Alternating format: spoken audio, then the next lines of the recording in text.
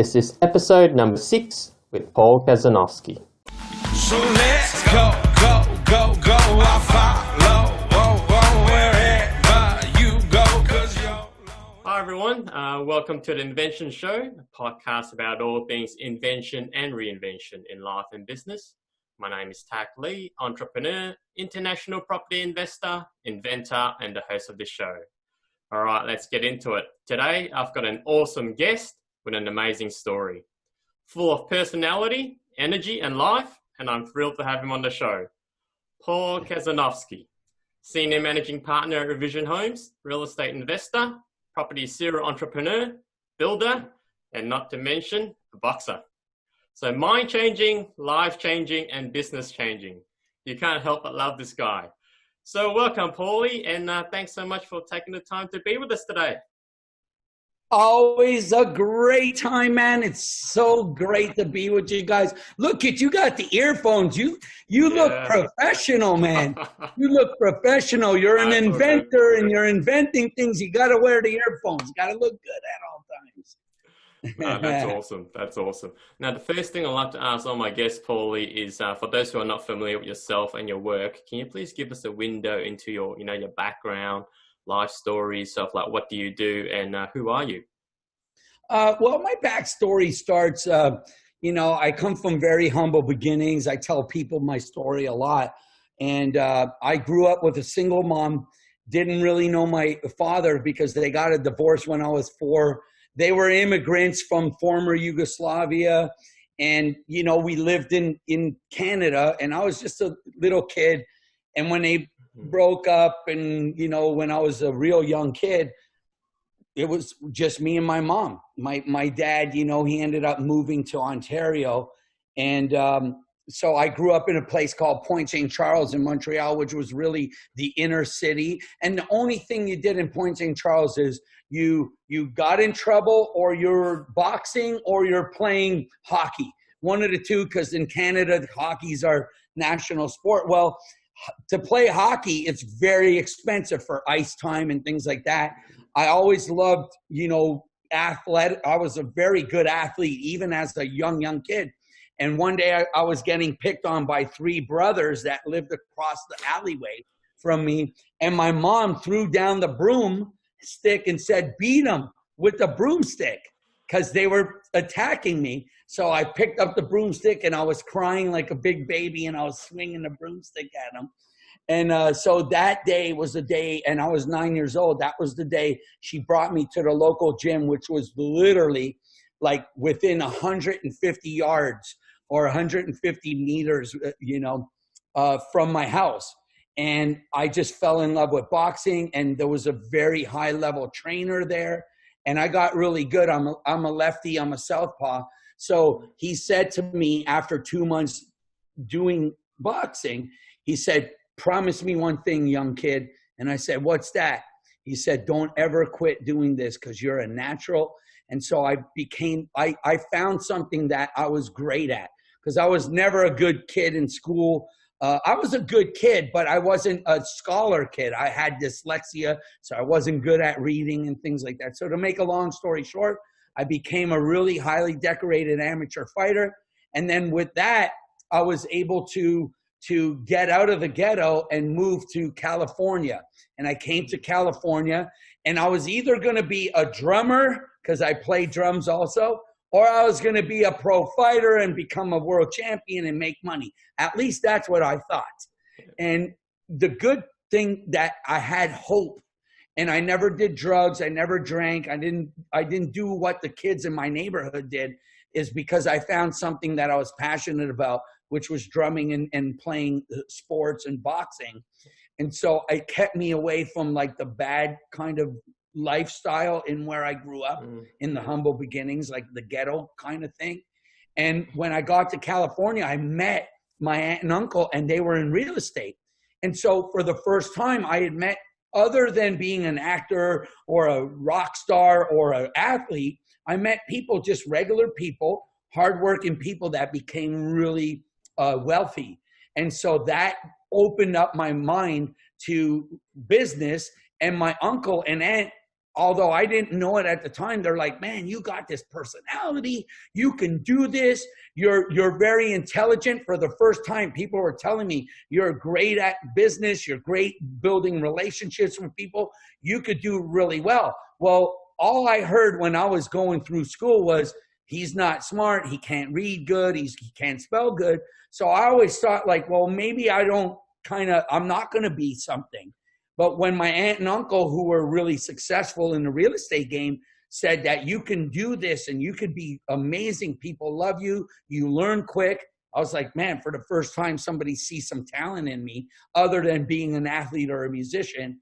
It sparked me in terms of being an entrepreneur. And so I started businesses. I started investing in real estate. Then I really learned how to do real estate the right way and buying correctly and flipping and building and all of the things you said. And that's basically my life story. I've been through ups and downs. I've made a lot of money. I've made some mistakes in business where I try to grow a little bit quick, and I didn't realize like how to methodically grow and scale my business. And I learned along the way.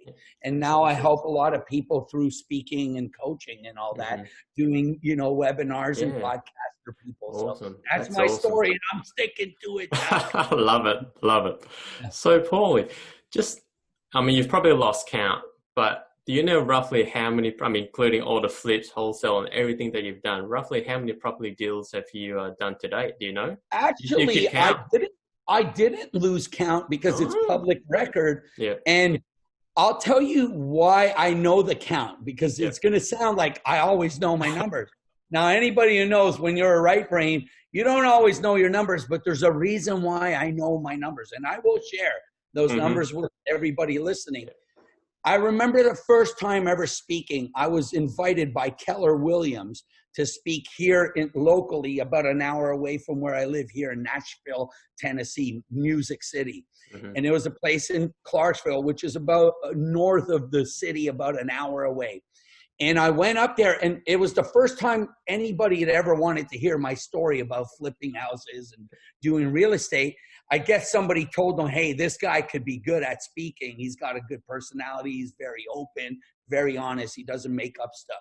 So I went there, and there was literally 37 people in this room, and I was the feature speaker. So I got up there and I told my story, and, and I talked about how to buy correctly and so on. And it was a room full of real estate agents that wanted to learn how investors thought so they could cater better to investors. That's why they invited me. And one of the ladies in there didn't believe me when I told her. And at that time, I'd probably only flipped somewhere around 30-something deals, 34 deals. I did a couple of wholesale deals and about 34 deals. She didn't believe me. She didn't believe me. So I remember I said, you don't believe me, you could come to my office and I'll show you all of my folders, because you have a packet of closing documents. And so I remember that night, I vowed to myself when I was driving back home that I would always, always keep proof, and that if anybody questioned me, they could come. So as of today, closed transactions, I've done 407 deals in the last 12 and a half years. Also, I've done 156 wholesale deals, closed transactions. Wow. And wholesale deals are a little bit different than the flips.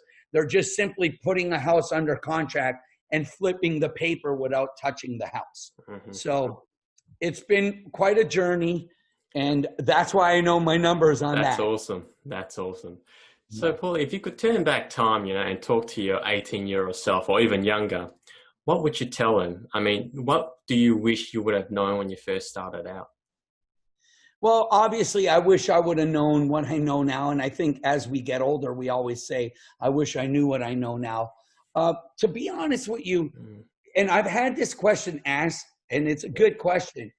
But, when I look back at my life, and, do I have regrets? I think anybody who's ever succeeded in life, you'll have regrets. I've done businesses that I didn't know enough about. And being a right brainer, sometimes you jump into a business not understanding the craft of the business. So if I would go back to my former self, I would say, hey, slow it down, understand, be methodical. It's okay to scale, but be methodical, understand your craft. Don't just jump in there and take the risk without understanding how the business, the day-to-day business revolves and works.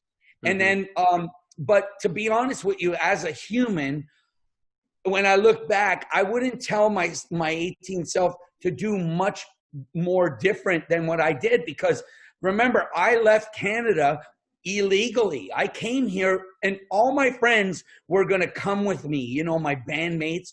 And every month, as we were approaching the day that we were all going to leave, they all quit. They all didn't come. They were scared. And I was the only one that ended up coming here to find a better life, to find a better way. And so when I look back, like I said, I never did drugs or drinking or smoking or gambling or anything like that. I was very disciplined. So I would just tell myself, hey, be methodical, but I would not change the way I was in terms of taking risks. Yep. And I think even though I was afraid, I still did it. And I think a lot of people allow the fear to hold them back.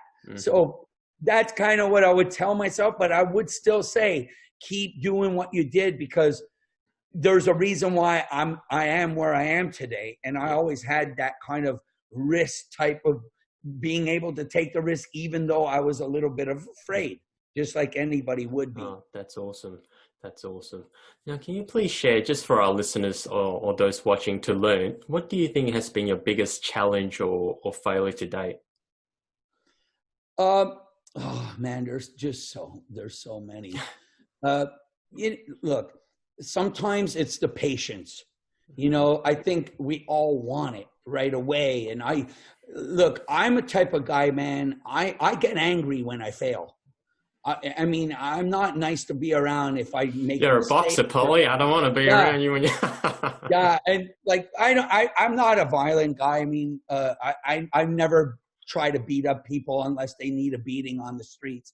And I have a switch. I get in the ring. I'm very gentlemanlike until someone disrespects, and then But in terms of making mistakes, in business especially, is like almost kind of what I was saying is like have that a way to be patient with the mistakes I made, learn from them. Sometimes I've made the same mistake twice because my patience level, I try to force it a little. And as I get older, I'm more methodical about it. And I look at things, especially having JT Fox as my coach. He's allowed me to really broaden the way I look at business. And I think that's the thing that, it's my patience, Oh, I'm a type A personality. What do you want? Come on, give me a break. Yeah. Now, if you look back, through your life, Paulie, do you think there's a certain breakout point where, that you can pinpoint that you go, yes, this is when everything happened, where everything changed? Yeah, well, I'm going to tell you the story. I remember my mom, I kind of touched upon it on the onset of this podcast, but the funniest thing is when I was 9 and I was getting picked by these kids, there was 3 brothers trying to beat me up. Yeah. And I remember what my trainer said to me. And he said, don't ever quit, son. You got something special here. You can do something with this. And he said, you have the mindset to do it. Well, I remember I trained for several months and it was going to be my first fight. And I was 10 years old. I weighed all of 70 pounds. I remember I made the 70-pound weight class. And which I don't know, transfer that into kilograms because we go by pounds here. And so I was really small. I was a skinny little kid, but I was tough mentally. But I remember how afraid I was. I was scared. I didn't want to fight. I was hoping and praying that the other kid would not want to fight so I didn't have to look bad and act like I was tough. And I remember being in the back and getting ready, and I was crying. I was so afraid. I was shaking. My nerves were bad. And I remember my mom saying, you're going to do great. And like my teammates saying, I'm going to do great. And I was just a little kid. And I remember the trainer came up to me and he said, just do what you practiced over and over and over. And so somehow I mustered enough energy to get out there, right? To fight, and courage.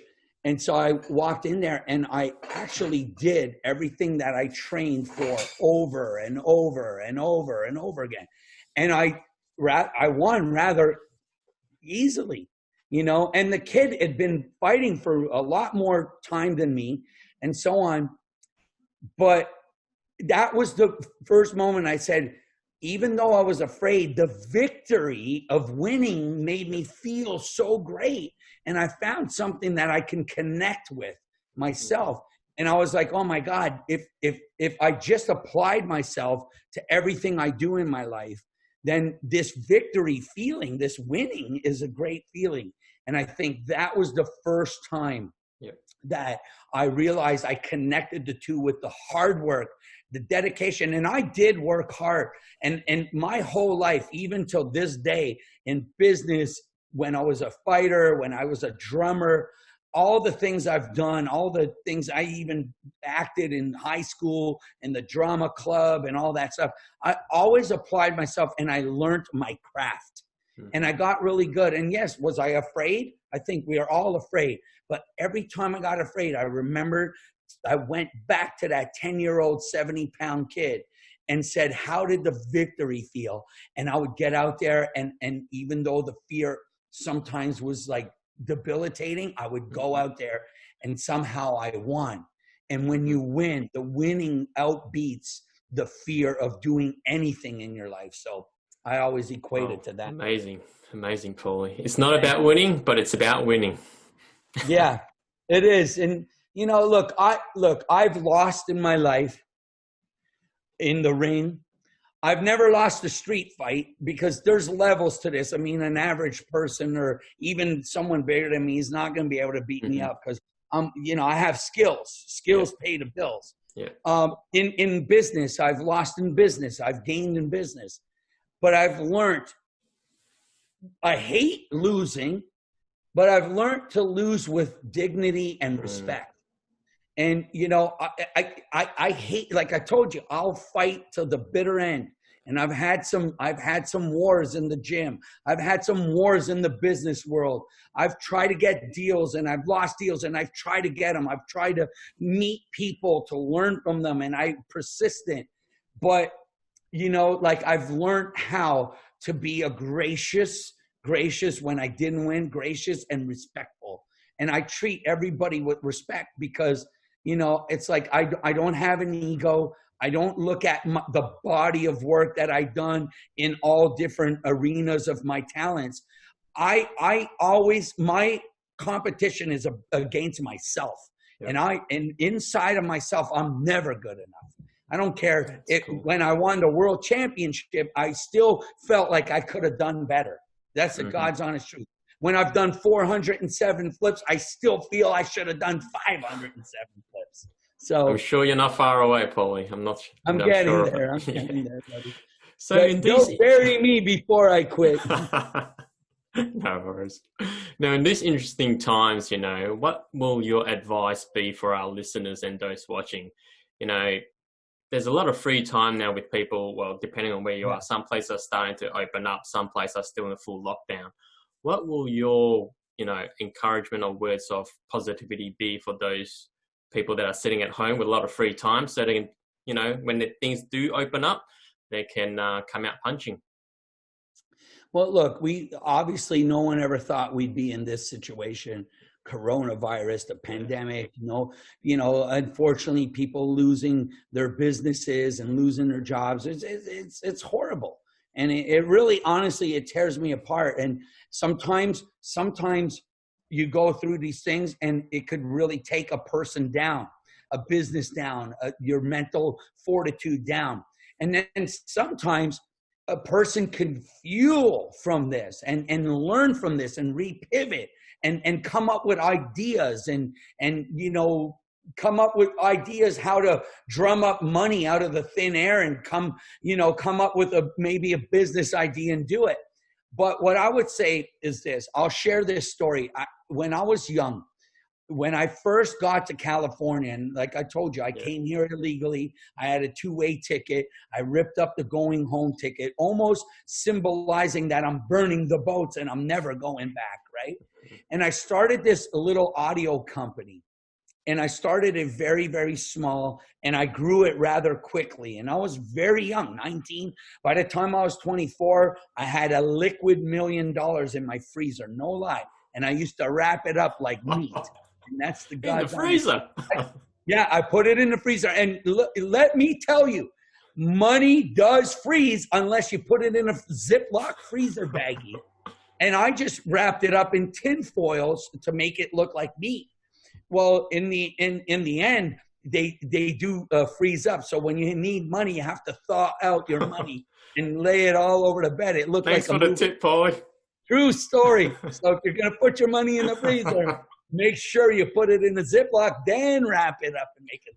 Anyway, all joking aside, and I had this in 1993, way back, we had a big earthquake in California. It was the North Ridge earthquake. It was kind of famous at the time that it happened. And there was a lot of deaths, and a freeway fell on a cop car and killed the cops. And it was a very devastating earthquake.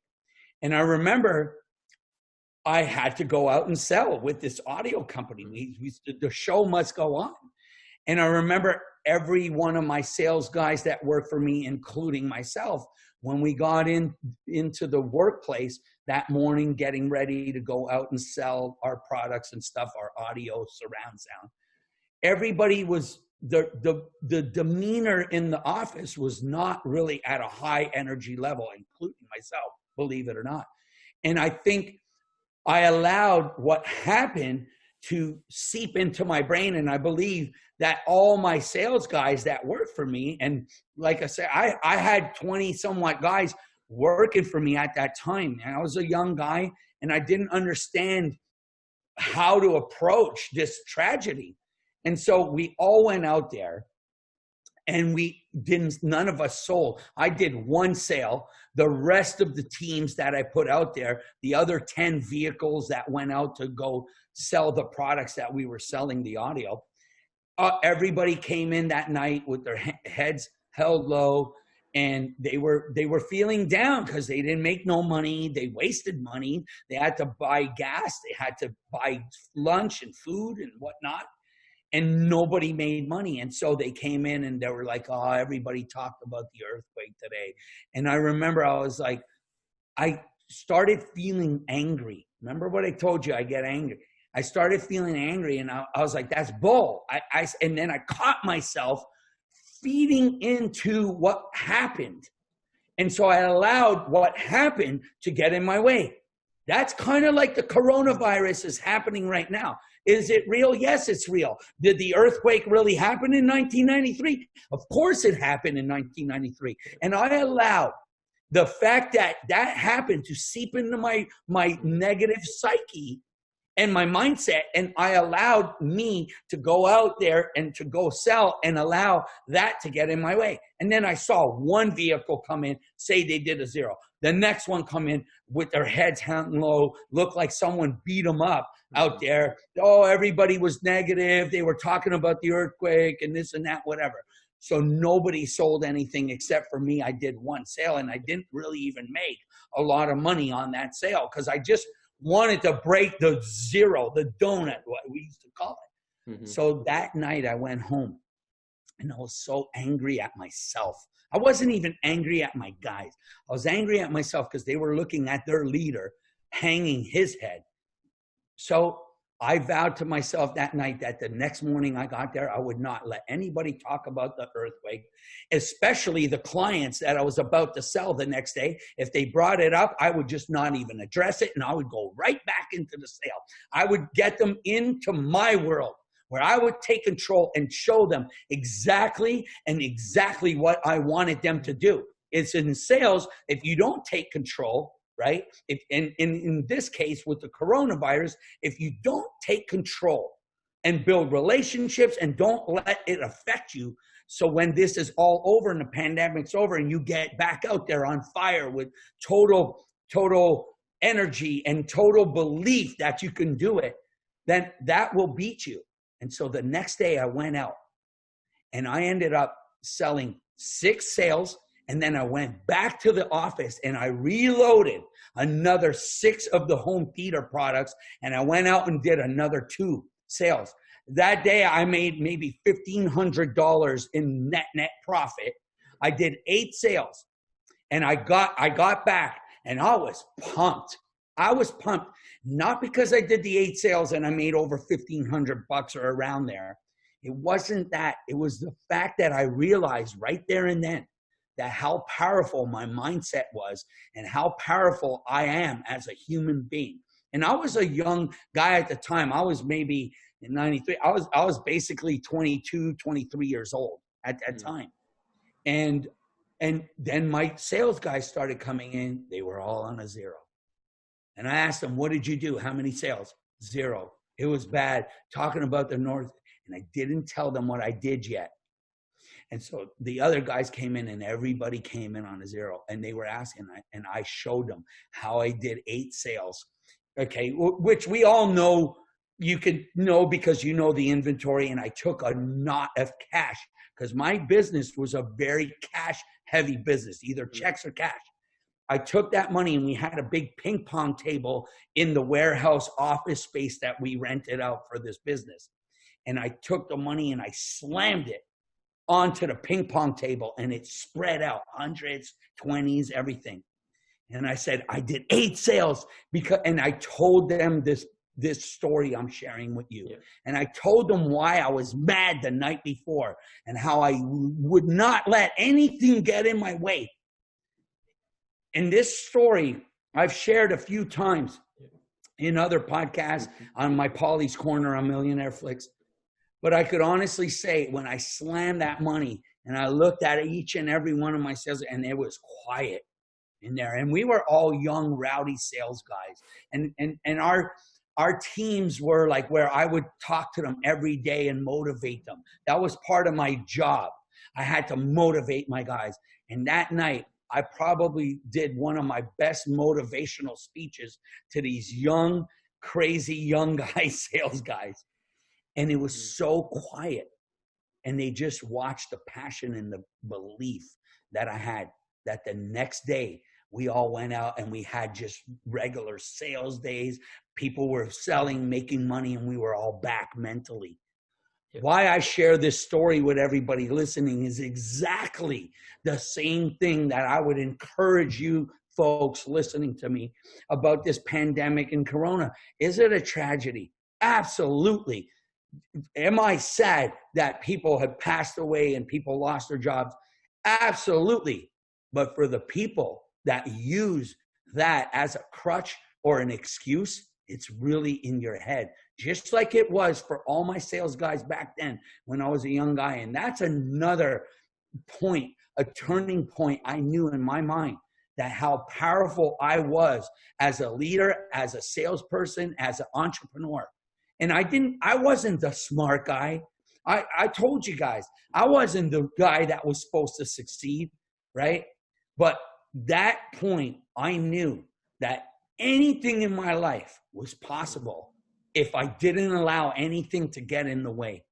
And that's what I would say is just remember the story I just shared with you, because if you use that as an excuse, as a crutch to say that, oh, my business went out of business, or, you know, you got to fight for what you want and you believe in.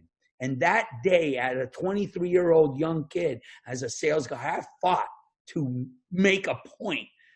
And my level of energy and my want to succeed that day was so much greater than the tragedy around me. And that's what I would share with you guys. Wow. Awesome. Awesome. Great learnings there. Thanks for that, Paulie. I'll remember that one. Now, just out of curiosity, Paulie, so if you could have a billboard, what would you have on it? I would say, we buy houses. Call me. I'll save you out of foreclosure. Call me right now and I'll take care of your problem. That's what I would say. I'm sure it helps you will. my business. And, you know, what superpower do you wish you had? Or is there a superpower that you wish you had? This is a good one. This is a good one. You know, I'd like to be invisible sometimes. That'd be fun. Be like, you know, you could just walk around, see what's going on, you know. You hear what people are saying behind your back. It'd be a good superpower. Maybe help people with it, you know, or maybe even do some things that might not be good. Who knows, you know? Who knows how it goes? Nah, I'm just kidding with you. No, that's awesome. That's awesome. Yeah. Now, with the work towards wrapping up. Maybe be able to fly. That would be cool. Oh, yep. Power to fly. That'd be fun. One. That's a good one.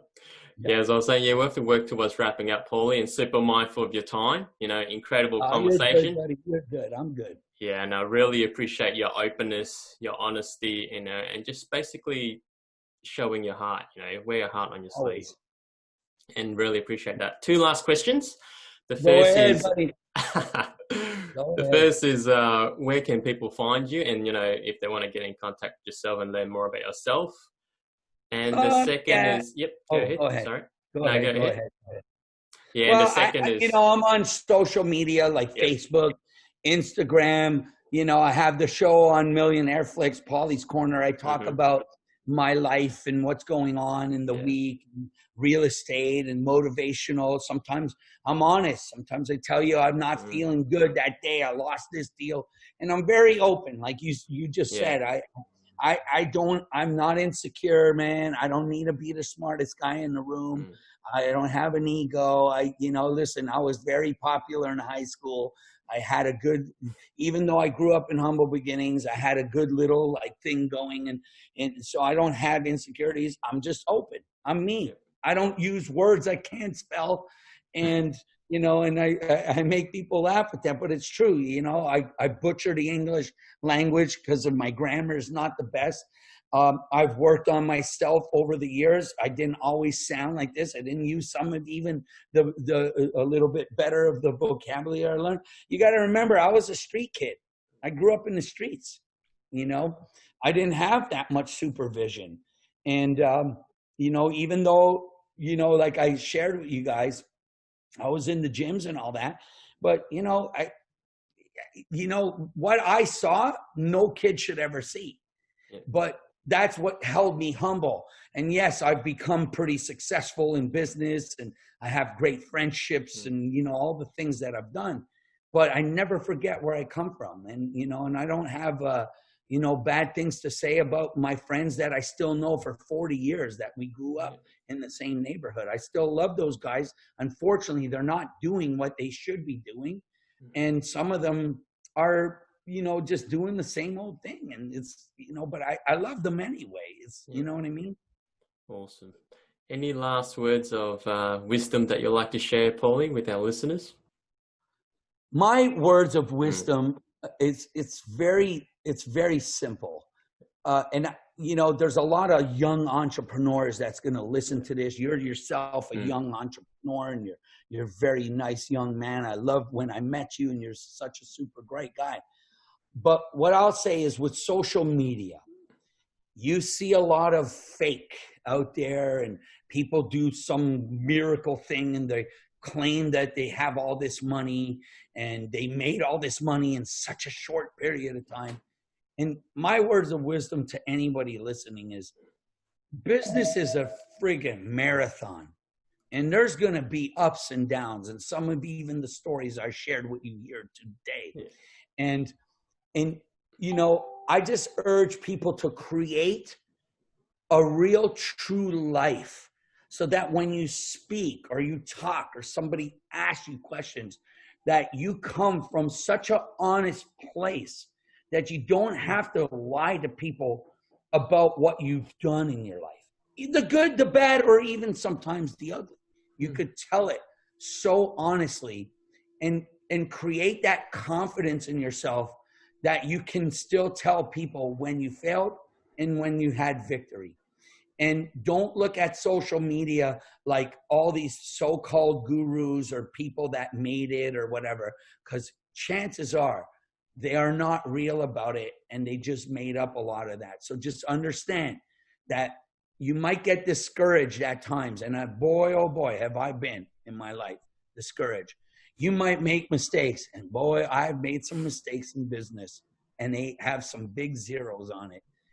And I've had people tell me, here, put your money in this stock or whatever. And as a young kid, when nobody told me what to do with money and all that, I would listen to these guys that I so-called thought were more successful. And I found out that they were not real. And I encourage people, when you see people on social media or you even meet people, to really understand who they really are. And for you all listening to me to understand that this could take 20, 30, and 40 years to get to the success that you want.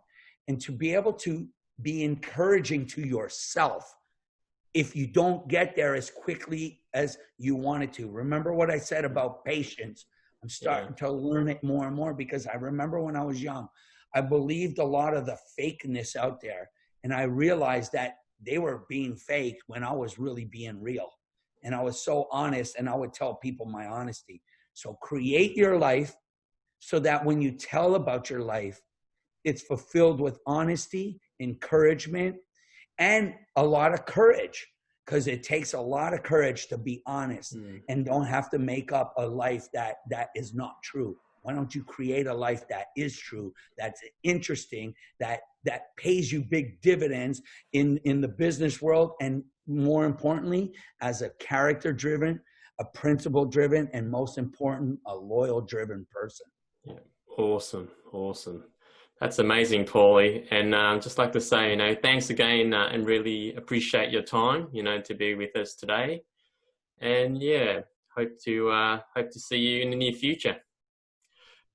I'll see you soon, man. All right, guys. So I hope you enjoyed this interview. You can also find me on social media at iam.tacklee and at LiveTurnX. Thanks for listening, and I'll see you in the next episode. Thanks again, Paulie. Always a pleasure, my brother. YOLO, it's our show. There's one